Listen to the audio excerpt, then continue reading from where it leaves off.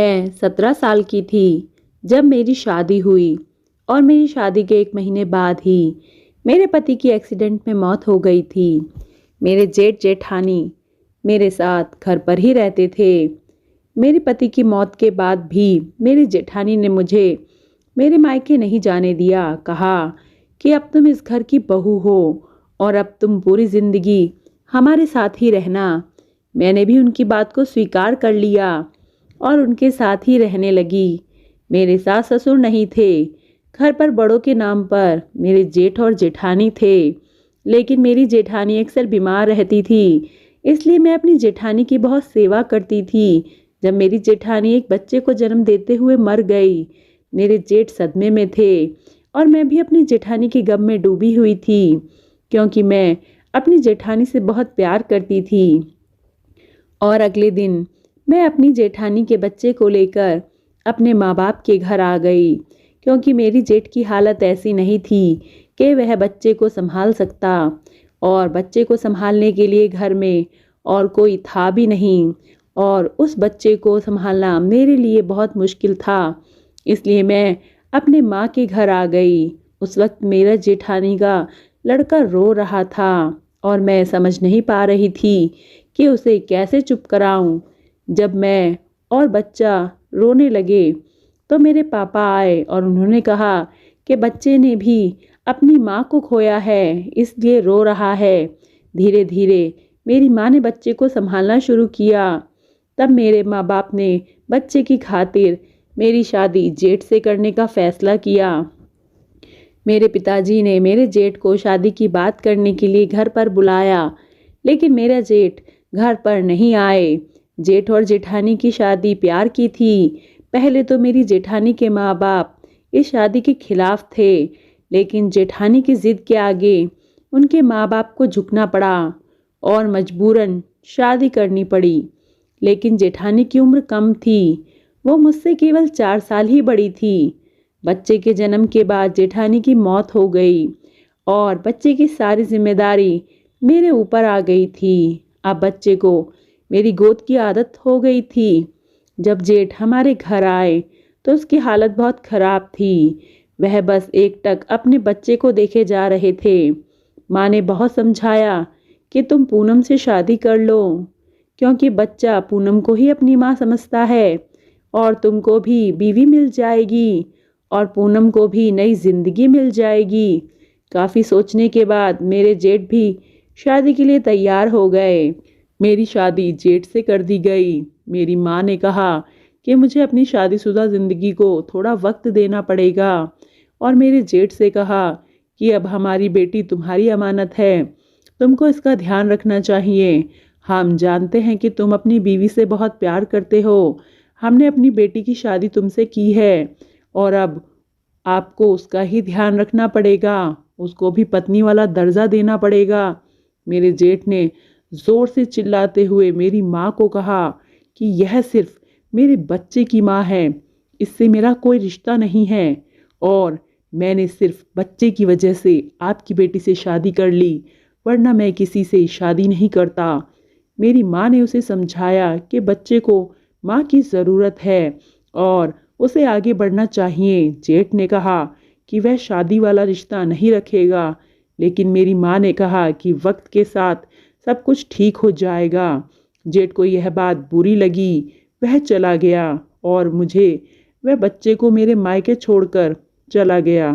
3 साल बाद वह फिर आया और अब बच्चा मेरे बिना रह नहीं पा रहा था। स्कूल से लौटने पर वह हमेशा रोता था, लेकिन जब मैं उसे गोद में भरती तो वह चुप हो जाता, मेरे हाथ से ही खाता था, मुझे अपनी माँ समझता था और मैं भी उसके लिए ऐसे ही जज्बात रखने लगी थी। मुझे लगता था कि जैसे वह मेरा ही बच्चा है। मेरी माँ बार बार जेठ को फ़ोन करती और कहती कि वो अपनी ज़िंदगी के बारे में सोचे, तुम्हारे बच्चे का मामला है, लेकिन वह पता नहीं क्या सोच रहा था। माँ के बार बार बुलाने पर 3 साल और 7 महीने बाद वो आया, लेकिन 1 ही घंटे में माँ की बातें सुनकर चला गया। हर महीने वह कुछ पैसे मेरे पापा की दुकान पर दे जाता था। कहता था कि यह मुन्ना के खर्चे के हैं। दिन यूं ही गुजरने लगे और मैं 21 साल की हो गई थी। अब मुन्ना भी 3 साल का हो गया था। मेरा मुन्ना अब मेरे बिना और नहीं रह सकता था। मुझे माँ कहता था। मेरी माँ ने कहा, जब तेरे पति तेरे से कोई रिश्ता ही नहीं रखते तो हम तेरी दूसरी शादी कर देते हैं।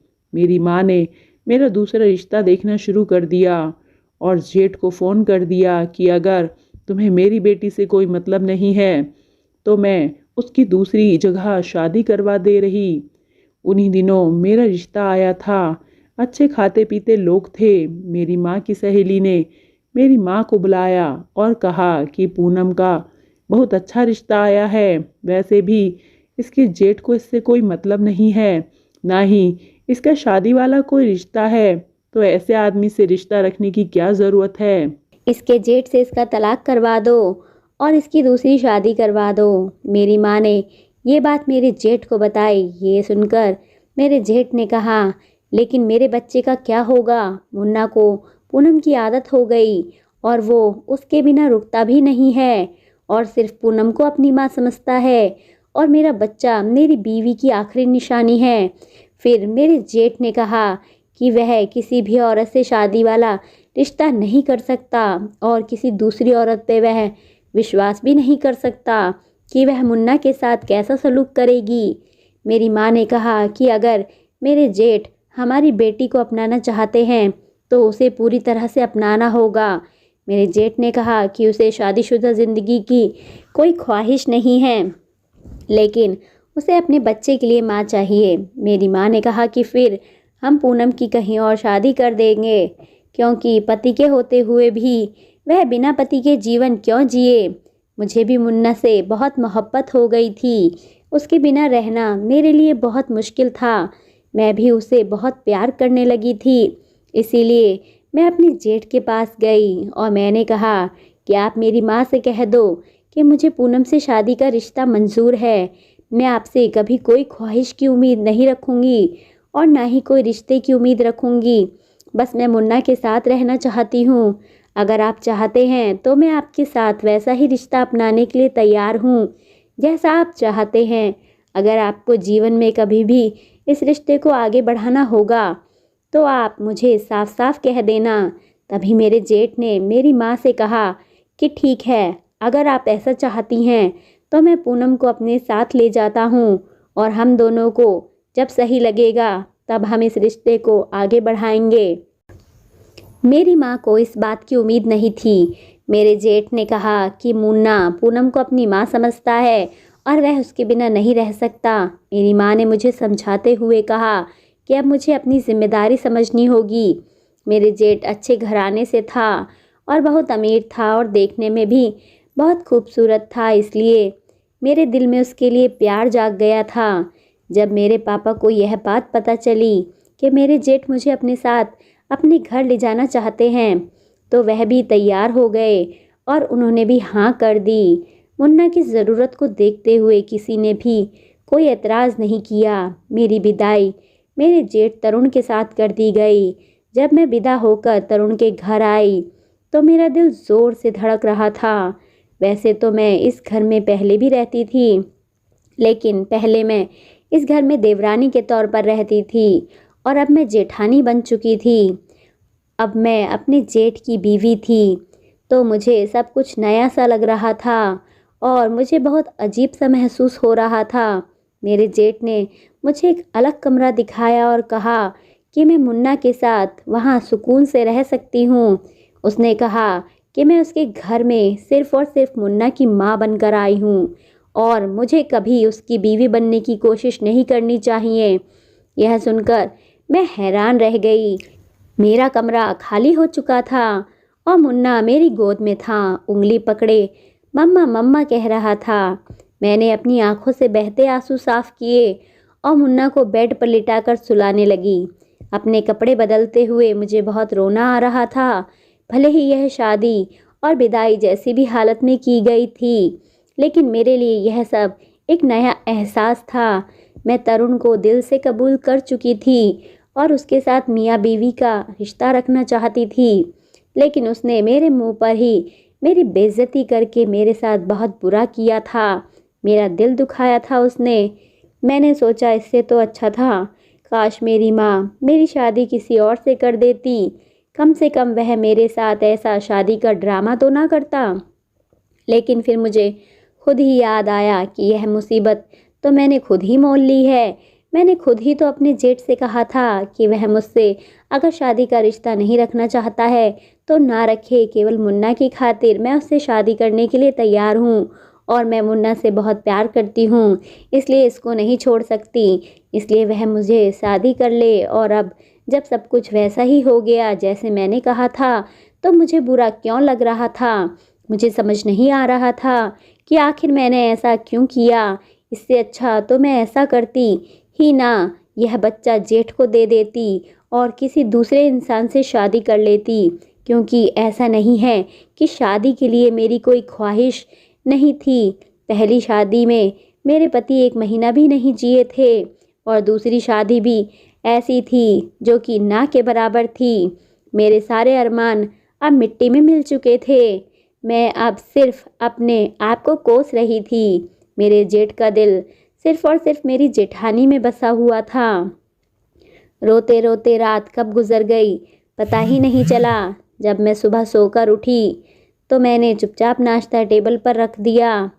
तरुण ने चुपचाप नाश्ता किया और एक नज़र उठाकर भी मेरी तरफ नहीं देखा। मैं उस पत्थर दिल आदमी को देखकर अपने दिल ही दिल में आंसू बहाती रही। खूबसूरती में मैं अपनी जेठानी से कहीं अधिक सुंदर थी, लेकिन तरुण ने मेरी तरफ नज़र उठाकर भी नहीं देखा। हर दिन ऐसे ही गुजरने लगे।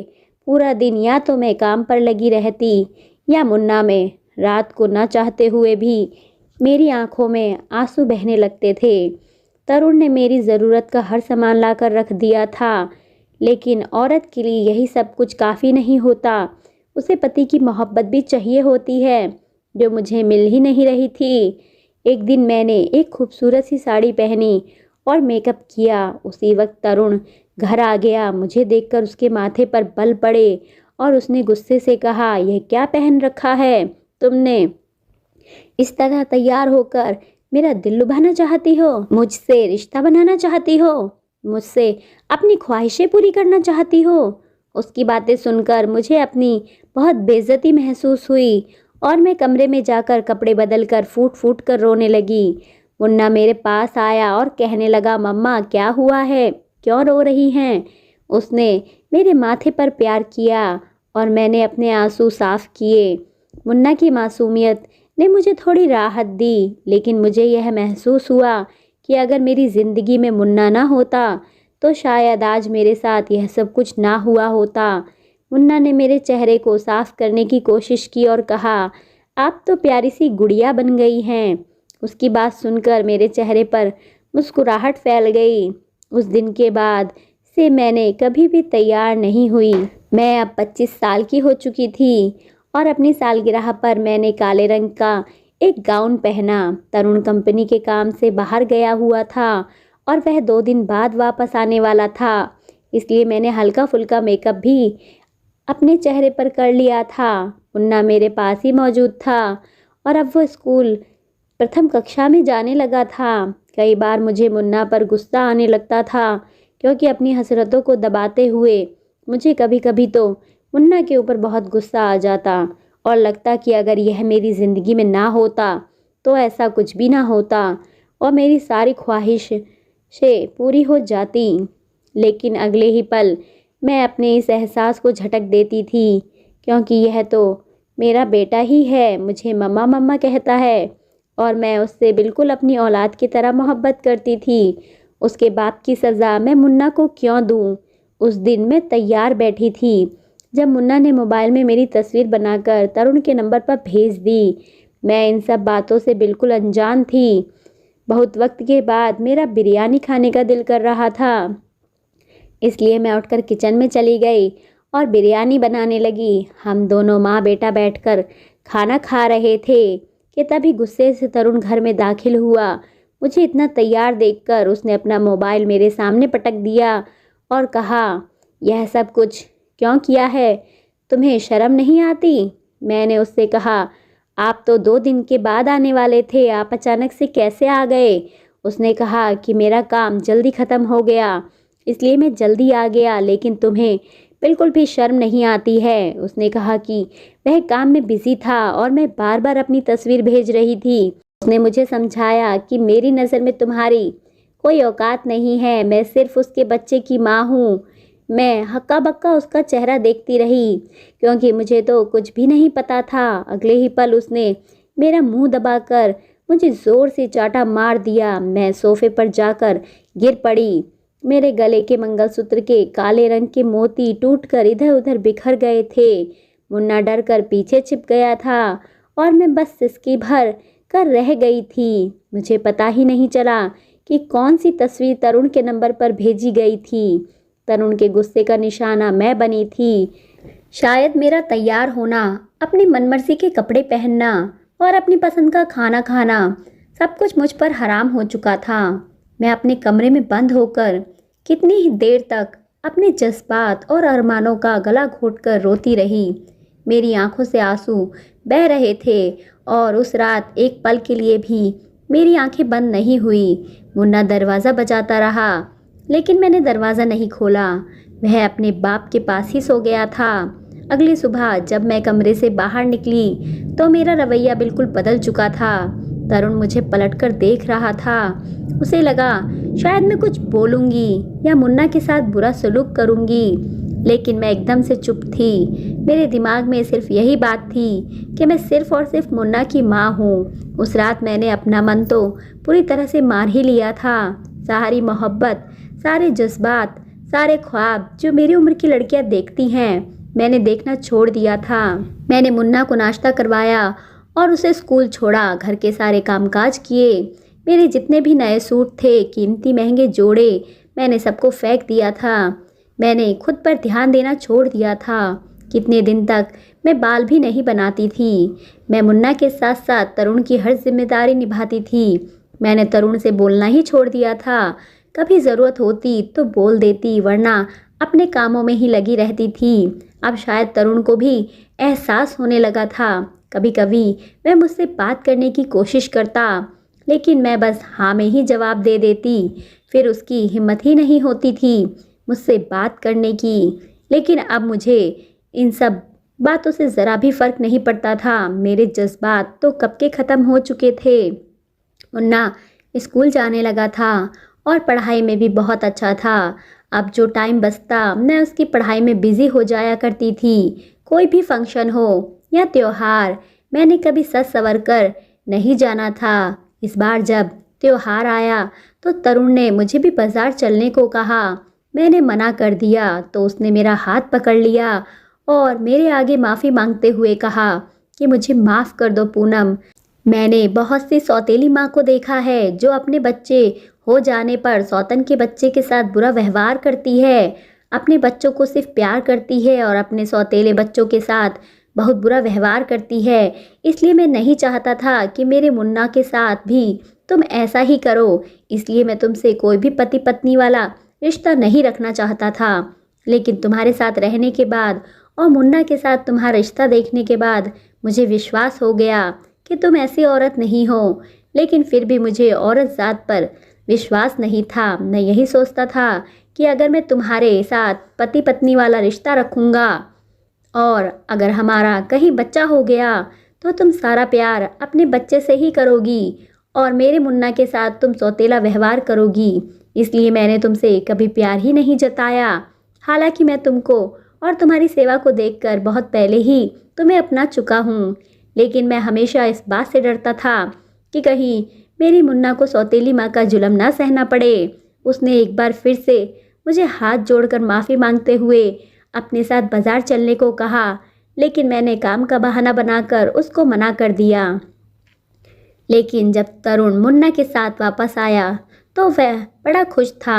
मेरे पास आया और एक खाकी कागज़ मेरी तरफ बढ़ा दिया। कहने लगा, ये मैं तुम्हारे लिए लाया हूँ। ये कहते हुए वह कुछ हिचक रहा था, चेहरे पर शर्मिंदगी भी थी। मैंने बेयकीनी से उसकी तरफ देखा और मैंने उस कागज़ को खोलकर देखा। उसमें कांच की पीले रंग की चूड़ियाँ थीं जो कभी मेरी पसंदीदा हुआ करती थी। मैंने एक सरसरी नज़र चूड़ियों पर डाली और कहने लगी, यह आप किस लिए लाए हैं? तरुण मुझे हैरत से देखने लगा और बोला, मतलब अपने बेटे की माँ के लिए लाया हूँ। तुम्हें पीले रंग की चूड़ियाँ पसंद है ना, तो पहन लो। तरुण ने मुझे फिर से बोलने की कोशिश की, लेकिन मैंने उसे नज़रअंदाज कर दिया। मुझे अब उसकी बातों में कोई दिलचस्पी नहीं थी। मैंने अपने मन में ठान लिया था कि मैं सिर्फ मुन्ना के लिए जीऊँगी। त्योहार का माहौल था और हम सब मेरे मायके आए हुए थे, क्योंकि कई बार से मेरी माँ त्योहार पर हम लोगों को बुला रही थी, लेकिन हम लोग जाते ही नहीं थे। इस बार मुन्ना ने ही जिद की और कहा कि चलो इस बार त्योहार नानी के घर पे मनाते हैं, और हम सब दिवाली का त्योहार मनाने मेरे मायके चले गए। लेकिन मैं अपने कामों में ही व्यस्त रही। मेरे माँ बाप और रिश्तेदारों की बातें सुनकर मुझे और भी एहसास हुआ कि मैं कितनी बदल चुकी हूँ। सब लोग मुझसे उम्मीद कर रहे थे कि मैं भी अपनी उम्र की लड़कियों की तरह सज संवर कर रहूँ, लेकिन मैंने खुद को पूरी तरह से भुला दिया था। तरुण की कोशिशें मुझे फिर से अपने में शामिल करने की थी, लेकिन मैं अपने मन में ठान चुकी थी कि अब मुझे किसी भी रिश्ते की ज़रूरत नहीं है। मैंने अपने जीवन के बारे में सोचा। मुझे एहसास हुआ कि मैंने अपनी खुशियों को खुद ही दफन कर दिया था। मुन्ना की पढ़ाई और उसकी खुशियों के लिए मैंने खुद को समर्पित कर दिया। मैंने अपने लिए एक नया लक्ष्य बनाया जिससे मैं अपने बेटे को एक बेहतर भविष्य दे सकूं। तरुण की कोशिशें अब मुझे परेशान नहीं करती थी। मैंने अपने मन में यह सोच लिया था कि मैं अपने बेटे के लिए एक मजबूत माँ बनकर रहूंगी। लेकिन शायद तरुण को अपनी गलती का एहसास हो चुका था और वे अपनी गलती सुधारने की पूरी तैयारी कर चुके थे। मैं तो जितना हैरान होती उतना ही कम था। मैंने नज़र उठाकर जब उनकी तरफ देखा तो एक पल को मुझे उनकी आंखों में अजीब सी कशिश महसूस हुई। शायद उसे इतने सालों में एहसास हो चुका था कि मैं उसकी बीवी हूँ। उसकी पहली बीवी तो मर चुकी थी, लेकिन उसकी ज़िंदगी में एक दूसरी औरत भी थी। यही वजह थी कि अब वह मुझसे कुछ अलग तरीके से पेश आ रहा था। उसकी आंखों में पछतावा और समझदारी दिख रही थी। मैं तरुण और मुन्ना के साथ अपने ससुराल वापस आ गई। त्योहार ख़त्म हो चुका था, इसलिए अब मुझे ससुराल जाना था, और मैंने महसूस किया कि तरुण अब सच में अपनी गलतियों का एहसास कर चुका था। अगले दिन तरुण ऑफिस जा चुका था और मैं बालकनी में बैठकर पुरानी बातों को याद कर रही थी। तभी मेरी आंखों में आंसू आ गए और मैंने बालकनी में खड़े होकर अपने आंसुओं को अपने अंदर समेटने की कोशिश की। तरुण के जाने के बाद मेरे मन में एक अजीब सी शांति थी, लेकिन साथ ही एक गहरी उदासी भी। मैंने महसूस किया कि जब एक औरत अपने दिल के दरवाजे को किसी मर्द के लिए बंद कर देती है तो उसे फिर से खोलना आसान नहीं होता। तरुण की कोशिशें अब मुझे बेकार लगने लगी थी, लेकिन फिर तीसरी बार जब फिर से तरुण ने मेरे आगे सर झुकाकर मुझसे माफ़ी मांगी, तो इस बार मैंने उसको माफ़ कर दिया और उसके दोनों हाथों को थामते हुए मैंने उससे कहा कि अगर कोई औरत दूसरी औरत है तो ऐसा नहीं है कि वह बुरी ही होगी, और हर सौतेली माँ बुरी नहीं होती है। कई बार सौतेली माँ अपने बच्चे से भी बढ़कर या अपने दोनों बच्चों को बराबर ही प्यार करती है। ऐसा नहीं है कि हर एक सौतेली माँ अपने सौतेले बच्चे के साथ एक बुरा व्यवहार ही करे। यह तो सोच सोच की बात है। और मुन्ना मेरा पहला बेटा है और हमेशा मेरा पहला ही बेटा रहेगा, और अगर आप चाहते हैं तो हम कभी भी दूसरी औलाद नहीं करेंगे, ताकि आपको कभी इस बात से डर ना रहे कि मुन्ना के साथ मैं बुरा व्यवहार करूँगी। आज हमारी शादी को 30 साल हो चुके हैं। आज भी हमारी सिर्फ एक ही औलाद है, मुन्ना, और अब मुन्ना की भी शादी हो चुकी है और उसके 2 छोटे छोटे बच्चे हैं। और अब हम मुन्ना के बच्चों को लेकर पार्क में घूमने जाते हैं और मैं दादी बनकर उनका बहुत ध्यान रखती हूँ, और तरुण दादा के तौर पर।